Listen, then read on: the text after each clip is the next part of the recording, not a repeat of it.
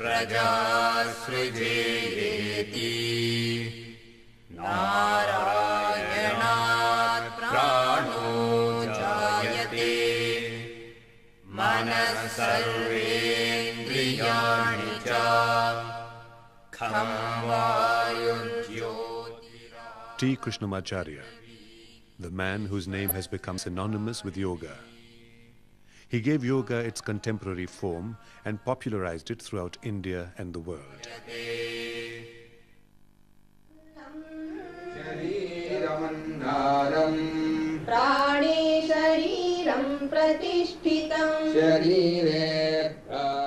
Known simply as Acharya to his students, he was an inspiring and enthusiastic teacher until his death at the age of 101.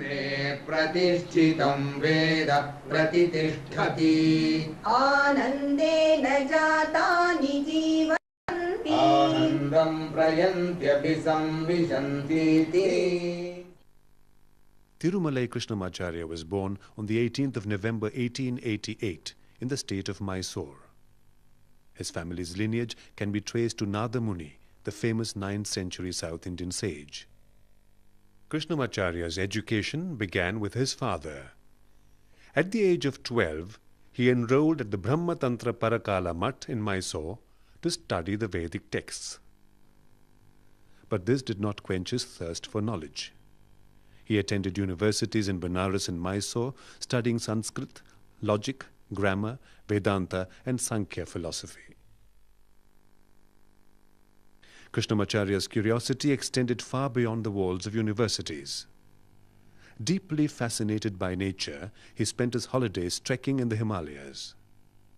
In 1916, at the age of 28, he walked 211 miles in 2.5 months to the Manasarovar Lake in Tibet. There, he met the greatest influence of his life, Sri Rama Mohan Brahmachari, a great sage with whom he lived and studied yoga for 8 years. It was at his urging that Krishnamacharya decided to devote his life to spreading the message of yoga. These are some of my father's royal disciples. He used to go all over India at the invitation of the Maharajas. There were many Maharajas those days to teach them yoga. So this is some of the kings who used to take yoga lessons, and they also had some photographs taken. This is, for example, the Maharaj of Kolhapur.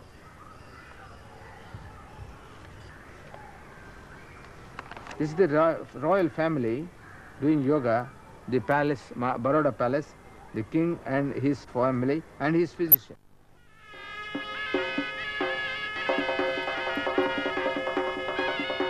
In 1926, the Maharaja of Mysore, Sri Krishna Rajendra Vodeyar IV, requested Krishnamacharya to teach him and his family yoga. Soon after, Krishnamacharya set up a yoga shala at the Jagan Mohan Palace in Mysore. He taught yoga for 20 years there before moving to Madras because of political unrest. In Madras, his fame as a great yoga teacher grew. Because he believed in adapting yoga to the requirements of each student, he staunchly refused to develop a standardized method of yoga for everyone. And now, nearly a century later, his teachings of yoga are still relevant to modern lifestyle. Another of T. Krishnamacharya's great gifts was his ability to combine a thorough knowledge of yoga and other ancient Indian philosophies with 20th century values. Above all, he was a true acharya who practiced what he taught his students. For Krishnamacharya, yoga was far more than a physical discipline. He saw yoga as a means to develop wisdom. For him, yoga was, in the end, a form of bhakti, the path of devotion.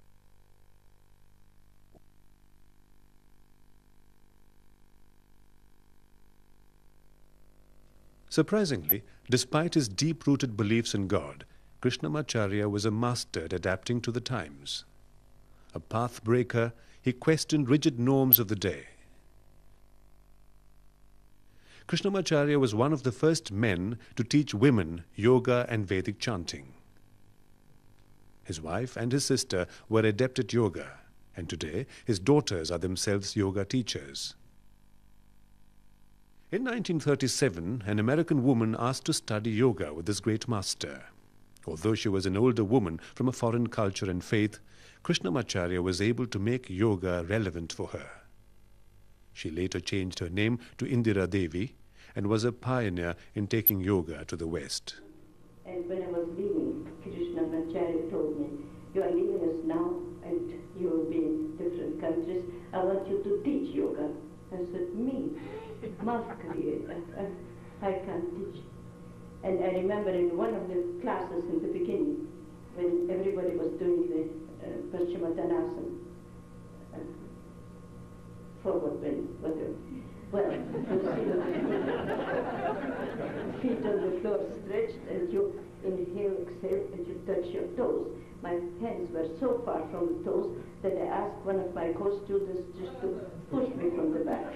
And she told me, no, you can injure a rigid muscle. You will do it by and by. And I remember on the floor looking up at him and said, "In my next incarnation." I never thought ever that I'll be able, to touch the top with the toe, etc.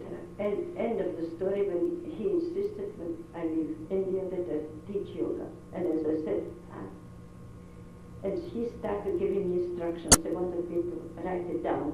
And in India, you do not contradict your teacher. So I was writing down and thinking he is losing his time and mine. And so I must say it was to me my great luck and privilege to be able to spread yoga the way I was taught by Sri Krishnamacharya. And it is pure yoga. He was very strict with me, as I said at the beginning, and I'm so glad. Our Acharya was traveling all over India to talk and show the yoga practices. He would give lectures, he would demonstrate asanas, he would show the effects of yoga. For example, he has demonstrated more than once the possibility of a human being to stop the heartbeat. 2 minutes you stopped heart. That was mental control or physical control? But it is mind, not only mind control, mind and prana and...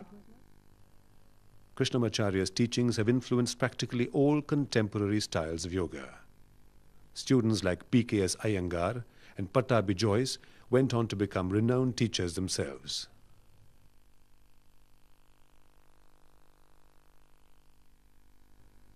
Krishnamacharya also taught yoga to all of his children, and one son, T.K.V. Desikachar, eventually became one of his most devoted students. In 1976, with his father's blessings, Desikachar established the Krishnamacharya Yoga Mandiram, or the KYM, an institution to spread the teachings of Krishnamacharya.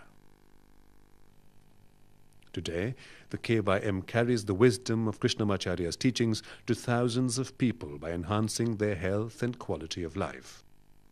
Krishnamacharya's skill as a physician is well documented. An authority on Ayurveda, he believed that a disciplined lifestyle was essential for good health. He measured the nadi, or pulse, of every person he taught, and used this as a basis for designing an effective personal practice. Today, this is the same method of diagnosis practiced at the KYM, a technique Krishnamacharya called surgery without instruments. I was very stunned by my father helping people who had so many illnesses and who are not from India but from abroad. So for me that was a stunning experience, how Westerners would come to my father who hardly could speak English, who never studied medicine, but all these people got so much benefit. I was not interested in yoga. My passion was technology. But this experience of foreigners coming to my father, where he could heal people with insomnia, some people could not have children, chronic asthma, stroke, people had stroke, where the doctors had almost given up. And my father could heal them, was the one that influenced my choice to be a yoga student. Krishnamacharya's own life was simple and orderly. He maintained this discipline, leading an active life for over 100 years. In 1984, Krishnamacharya broke his hip after a fall. Lying in bed, he practiced yoga that cured him of the injury within 2 months.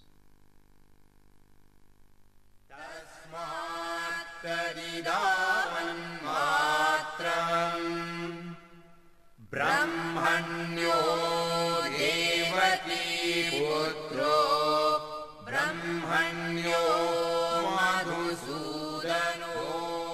The most influential yogi of the 20th century celebrated 100 years in 1988. It was a recognition of his many great achievements. Krishnamacharya was a melting pot of knowledge. In addition to being an expert in yoga, Krishnamacharya was a linguist. He understood Hindi, Bengali, Urdu, Kannada, Tamil, Sanskrit and English. He was also well versed in grammar, the Vedas, Upanishads, Ayurveda, astrology, religion, Carnatic music and Indian traditions and rituals. Perhaps the most remarkable characteristic of this learned man was his ability to synthesize all this knowledge. Throughout his life, Krishnamacharya strove to use this knowledge to heal people. Today, his legacy lives on through the work of his family and many students around the world.